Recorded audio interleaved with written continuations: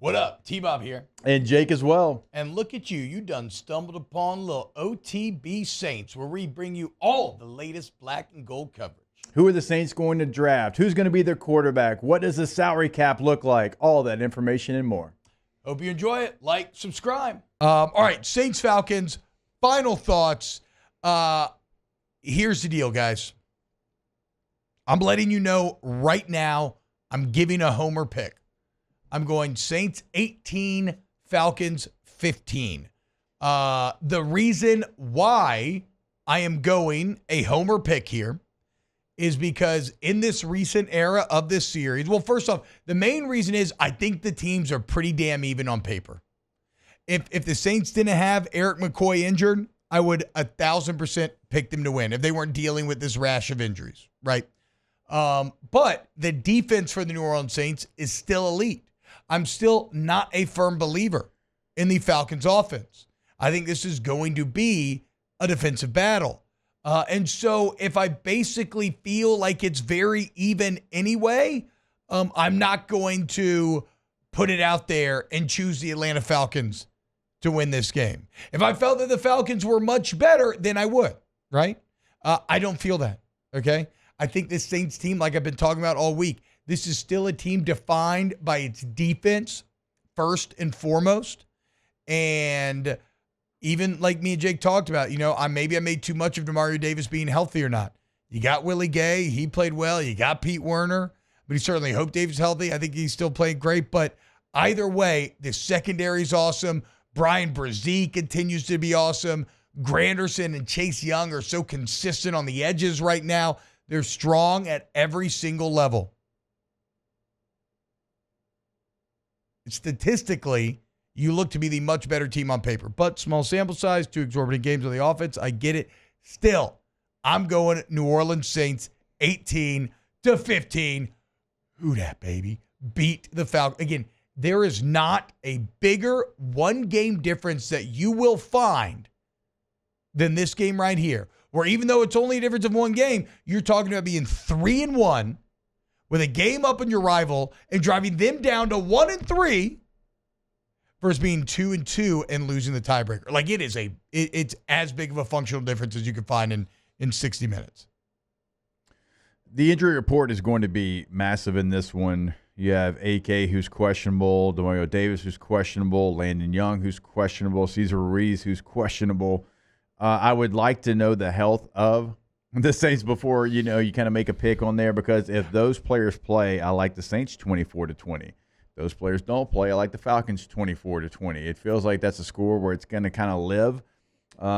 Even if you get, I would say, AK and Cesar Ruiz to be available for this game, I still like the Saints. And so that is going to be the main thing for me is, okay, what's the availability to some of the pieces that you can't afford to be without? I think AK is certainly one of those. But Cesar Ruiz, he hasn't played great. But I'm just saying with the injuries that you've had on the offensive front, with McCoy not playing, I just don't think you want that many backups on a bad already offensive line. So the health report of this game leading into this game is going to kind of tell you the story of how this game is going to be played out. I think AK was limited, if I'm not mistaken, in practice yesterday. So at least he was out there. So AK said he's going to play. I mean, I don't know if he will for sure, but he has been saying that he will be out there. Ribs is kind of a thing where it's going to suck, but it's going to be a lot of pain tolerant stuff. And if the player's telling you he's going to play, that means he's going to get a little sauce in those ribs pregame, and he's going to go out there and tough it out. Which again, though, let's give AK credit, man. Here's a man with no long-term contract security who's upset about what he feels like. He doesn't feel like he was asking for anything exorbitant. He just wanted a couple more years. Saints refusing to give it to him.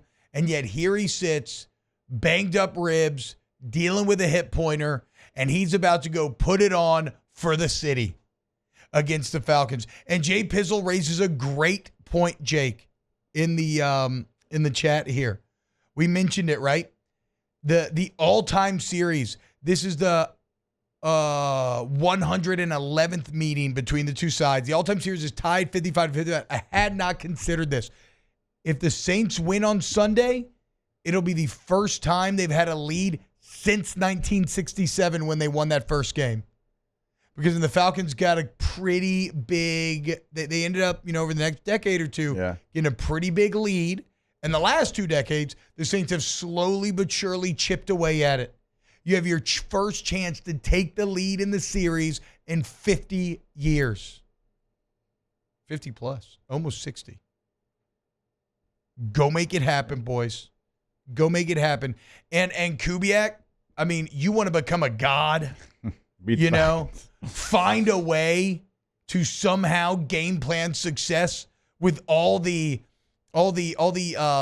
adversities that have been handed to you. He's basically playing a role-playing game where they're just giving him minuses to every skill check and they're saying, beat the dungeon. You can do this, Clint. I believe in you. Or I hope I do, at least. I don't know if you can do this. You've kind of been dealt an impossible hand. Yeah, so the latest injury report is there's some good and there's some bad. Like Taysom Hill being a full participant Massive. Wednesday and Thursday, that's big. Landon Young, full participant on Thursday after being limited on Wednesday. Okay. Alante Taylor, full participant after missing practice on Wednesday. Now, Demario Davis, he hasn't practiced at all this week. Okay. AK did not practice on Wednesday, limited on Thursday. Okay. Cesar Ruiz hasn't practiced all week. Damn, man. So there's some good news, like as far as Taysom Hill, Landon Young, Alante Taylor, AK, Demario Davis, Cesar Ruiz. That's not great news. With Demario, I do feel like you could still go out there with Willie Gay, with Pete Warner, and be okay.